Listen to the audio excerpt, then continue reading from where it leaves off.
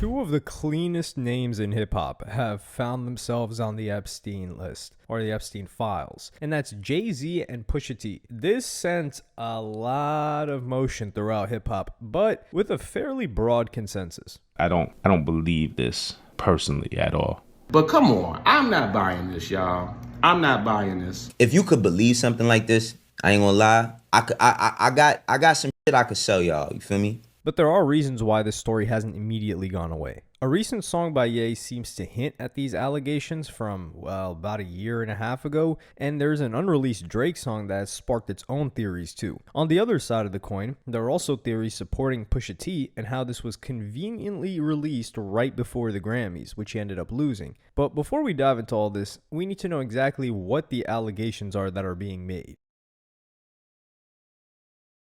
The first thing to note is that despite the fact that these have come from the Epstein files, these are not directly connected to Epstein. Instead, these allegations came from a special hotline set up after what happened in July of 2019. There is some other news we're following tonight. Billionaire Jeffrey Epstein is expected to appear in federal court in Lower Manhattan tomorrow following new charges related to alleged crimes involving minors. After the arrest, the FBI released a public service announcement inviting members of the public to come forward, with the hopes of uncovering more witnesses and possible victims. Days after his arrest, a call came from a woman who wished to be anonymous. According to a redacted document freely available on the Department of Justice website, she described a history of abuse which stretched back as far as 1994, where she claimed that she was moved around and harmed at Epstein's infamous parties. In 1996, an unknown man abducted her from her home, and she woke up in what she claims was Epstein's mansion in Florida. Here, she found herself in the presence of two well-known figures, Harvey Weinstein and Jay-Z. Considering Jay-Z had just dropped his first album in 1996, this is already a little bit hard to believe, but we'll go with it. She also name-dropped the private equity investor Leon Black and William Barr. At the time that she made this complaint, Barr was serving as the U.S. Attorney General. However, she was careful to note that these two men were present but did not participate in her harm. The woman described the people who brought her to these parties as handlers. They usually befriended her, then drugged and abducted her. One of these handlers, according to the woman, was Pusha T. She does not give an exact timeline of how long or frequent Pusha T was a, quote, handler, but attended another party in 2007 where she claimed that she was drugged by Pusha T and Weinstein and harmed by both afterward. This anonymous tip ends with two pieces of information about herself. She has not been diagnosed with any mental illness, she has no permanent address, and essentially lives between hotels. Upon release, many hip-hop fans were in shock, but also quick to point out aspects of her story that made it less credible, especially because people don't want to believe that Jay-Z and Pusha T could have been involved in something like this. It's publicly known that Harvey Weinstein and Jay-Z knew each other and both worked together in the 2010s on docuseries about Khalif Browder and Trayvon Martin. However, whether Jay-Z and Weinstein knew each other in 1996 is another story, and whether they even hung out outside of business is something that we haven't really seen much of. Jay-Z was not the fifth best rapper that year. Let's keep it 1,000, man. It was a lot of people ahead of Jay-Z in 96. But in 2019, this lady randomly remembered that she was abducted and Jay-Z was there. Jay, as we know him today, didn't become Jay until after Life After Death, right? It wasn't until after it was his feature on that album that made him into, you know, the Jay-Z that we know now. That's what made him into a household name, right? And Life After Death dropped in 97, right? At the same time, trauma victims are known to get information wrong, especially coming 2 decades after the alleged incident. Beyond this issue, a lot has been made about the fact that this is on an official government website. However, this file is merely a record of what was said over the phone, rather than something that they had fact-checked or corroborated. Justice.gov says this production may include fake, falsely submitted images, documents, or videos, as everything that was sent to the FBI by the public was included in the production that is responsive to this act. And while it may be a bit insensitive to immediately dismiss what a very serious set of allegations, the evidence seems to be stacking up in Jay-Z and Pusha T's favor. After 5.5 years, nothing has developed from this claim. What has been giving these allegations added weight is a common enemy of Jay-Z and Pusha T, Kanye West. And this was a song that Ye had dropped, which has led many fans to conclude that Ye knew what they were up to all along. On his unreleased project from last year, Kanye had a song called World War III. In one verse, Ye rapped, "They telling me get off Twitter, I voted for Trump, not Biden. Know some people that went to that island, why the F would you go to that island?" As well as these lyrics, this other clip had resurfaced. If you take people like Jay-Z and Pusha T, they made their living killing our people. So how the f they gonna stand up for our people? You know what I'm saying? But we forget that because we love Jay-Z's music so much. We love Pusha's music so much, right? But you think they would ever, oh, Beyonce had the best for somebody else? Yeah. You know what I'm saying? You think they would ever tell the truth? No, if they told the truth, I think they'd go to jail. You know what I'm saying? So you have liars. Man. Liars are now the face of our culture. The video was captioned with, "You can accuse Ye about everything, but most of the things he says are never wrong. He just says them at the wrong time." He said this about Jay-Z and Pusha T some time back. Today, they in the Epstein files. And at a recent concert in Mexico, Ye even seemed to hint at the actual allegations. And with all of this coming out, Kanye West seemingly responded to Pusha T being on the Epstein files with him doing his concert last night where he was performing the song Runaway, and then right when Pusha T's verse came on, he immediately skipped it. And this is leading a lot of people to believe that this was a direct reaction to Pusha T being on the Epstein files, along with Pusha T dissing Kanye West nonstop last year. For example, when he was on interviews saying things like Kanye West isn't a real man. Ye will play different versions of Runaway, which sometimes don't include Pusha T's verse. But this one in Mexico shared a brief snippet of his verse and then cut it out. And across the internet, you had the classic narrative that the person we've been calling crazy turned out to be telling the truth all along. But we've been calling Kanye crazy for a while now, man. But the one thing we know is we didn't see allegations involving Kanye's name, man. Ain't that crazy? The one person we call crazy, we call a lunatic, we call bipolar, we say he belongs in a mental health institute. Somehow that person is the only person we don't see in these Epstein files. But there are some inconsistencies with this narrative. The World War III song refers to people he knows who went to that island, and this does not necessarily mean that it's Pusha T and Jay-Z. That's just convenient. Jay-Z, to be fair, is one of the few people Ye knows who would be famous enough to be invited onto the island, but arguably a stronger candidate than Pusha T is Jamie Foxx, who's also a friend of Ye's and has also appeared in the Epstein files in another anonymous tip. And in the video where Ye claims that Jay-Z and Pusha T are people, there seems to be a, for lack of a better word, more innocent explanation. In one reply to the video, it says, "He meant selling drugs though, and that part isn't hidden. Jay-Z admits it all the time." And Pusha even had a sort of reflection on No Dope on Sundays by Sci-Hi the Prince. That part of selling drugs, doing a bad thing that kills people, OD addictions, is really what Kanye was referencing. In retrospect, it does make sense that dealing drugs was probably part of the reasons Push and Jay made it to the Epps circle in the first place. But I really just think Ye was referencing the drugs. Someone also responded to the footage of Ye skipping Push's verse on Runaway with, "Or it's because they haven't talked since 2022.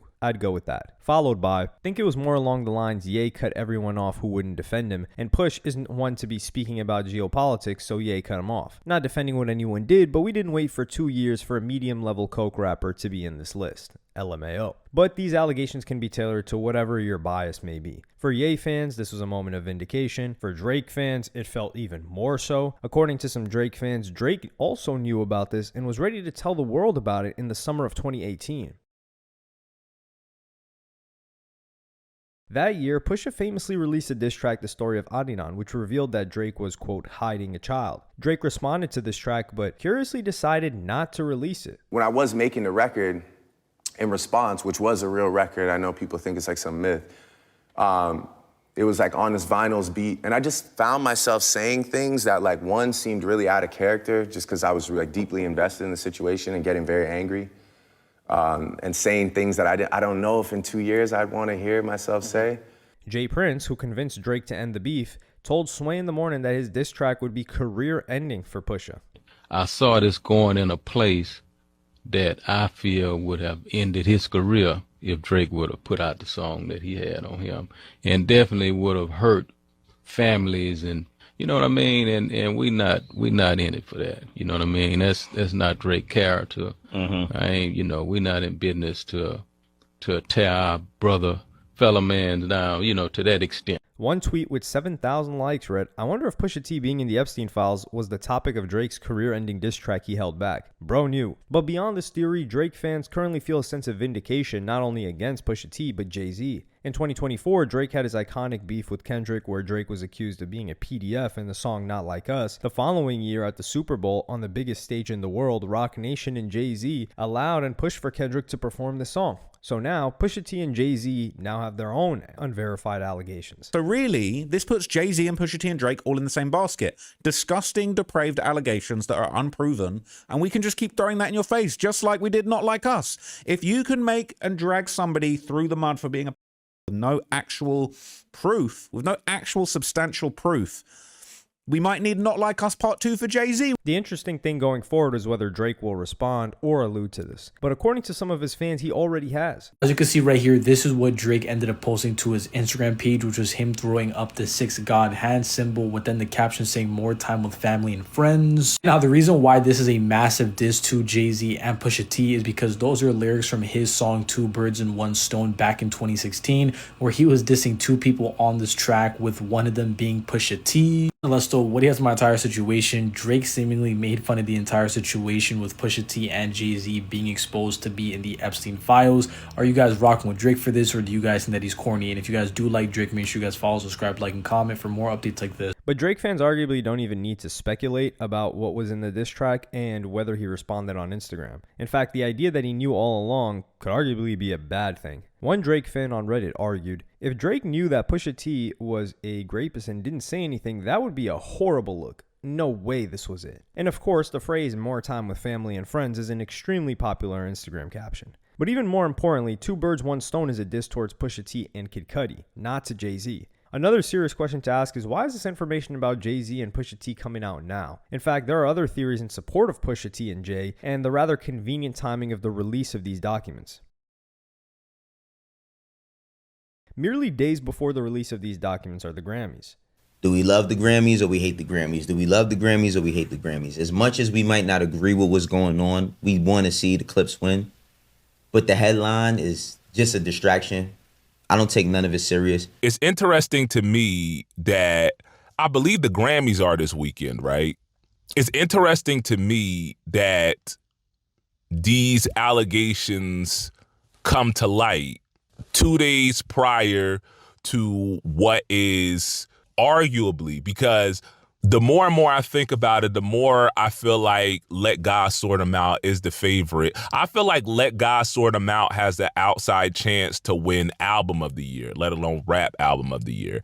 I wouldn't say that I'll be shocked, but I'd be surprised if Clips don't win Rap Album of the Year tomorrow. You understand what I'm saying? On top of them preparing to give what is probably the most important, probably the most consequential performance of their career. So I do find it interesting that this comes to light now. Again, I'm not saying, because I don't want to get into this, oh, well, it's a hit piece against Push, you feel me? It's a this, it's a that, or whatever the case may be. But it's just funny to me how the feds move, right? That's my ultimate thing with this. It's funny to me how the feds move when you have, 2 Roc Nation affiliated artists that are implicated in this document, and y'all wait until, one of the most important nights of the year for them to now drop this information. Like that's weird to me.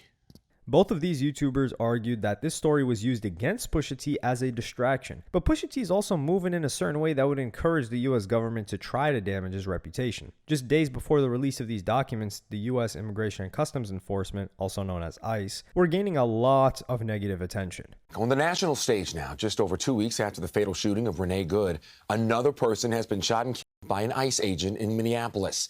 Authorities say the 37-year-old man was a U.S. citizen, and Minnesota leaders are once again calling for the federal government to withdraw ICE agents from the state. Lana Zach has more from. And at a Power 100 red carpet, Pusha T unambiguously said the words, January 28, 2026, F ICE, gotta keep it 100. Got to. And you have tweets like, he said F ICE and then his name appeared in the Epstein files, LOL. Anybody with common sense knows that Terrence LeVar, Pusha T Thornton was too broke and dusty to be hanging around people like Jeffrey Epstein and Harvey Weinstein, LOL. Epstein files hoax. And this story has not just been seen as a distraction for clips, but also Jay-Z. For some people, what we are witnessing is a classic bait and switch. The bait and switch is on. You're talking about Jay-Z and Pusha T instead of he who shall not be named, your president and mine, right?